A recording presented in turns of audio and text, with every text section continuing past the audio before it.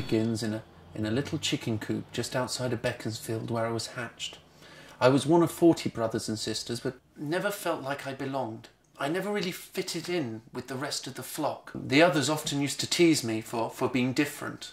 And I soon started to wonder if there was more to life than simply laying eggs, digging in the dirt and sleeping in your own poo. When my school careers advisor told me that with my exam results I should just follow my father's footsteps and become a 6-piece chicken bucket, I decided that enough was enough. It was time to flee the coop and go and seek my fortune in ye old London town. So I said my goodbyes to Yolanda and to Mr. Farnsworth, and I set off to old London town. Now, I'd been told stories as a young egg that London was a city where the streets were paved with corn. Well, this was far from the truth. They were paved with many things, but none of them were corn. It wasn't long before I became desperate. I was cold, I was hungry, I was in need of feed. Couldn't go back to the coop with my feathers between my legs, saying how I'd failed. Plus the fact I would also have to cross the road, and that just posed too many questions. Then this young boy called Tom came along, and he told me how he wanted to make me a star of the worldwide interweb. How he was this famous and successful blogger. Laughed in his face. Told him to go and get a real job. I mean, come on. My life was bad, but I would have rather breadcrumbed my legs and served them to Bernard Matthews than go along with this floppy-haired, overzealous hand movement little twerp. But then he offered me a bottle of Yakult and some Skittles.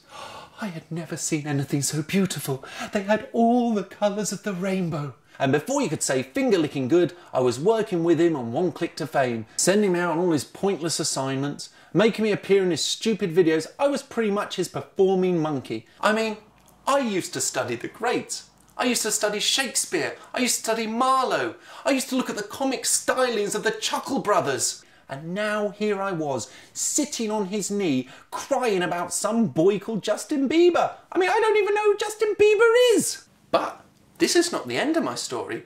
In a strange twist of fate, I found myself piloting a small one-man T-65 fighter and flying it down a minor trench of the Empire's battle station, firing 2 proton torpedoes straight inside their reactor core, starting a chain reaction which led to its destruction and brought a small victory to the Rebel Alliance. Now, this naturally made me a bit of a hero, and I was given the highest Medal of Honor by a princess who I kind of fancied a bit. Which is weird, because she turns out to be my sister.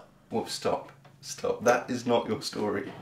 Yeah, it is. No, it's not. You just told the story of Luke Skywalker from Star Wars. Didn't? You have. There's no way you did any of that. Could have, if I wanted to, actually. No, you couldn't. You can't even fly. Let alone fly an X-Wing down a trench. It's just impossible. It's not impossible. Used to bullseye womp rats back home in my T-16. Alright, I'm out. Whatever. Count my Skittles now! Oh, you can't have any Skittles now. You will give me Skittles. I'm not going to give you Skittles. I'm not the chicken you're looking for. It's not going to work. You're not a Jedi.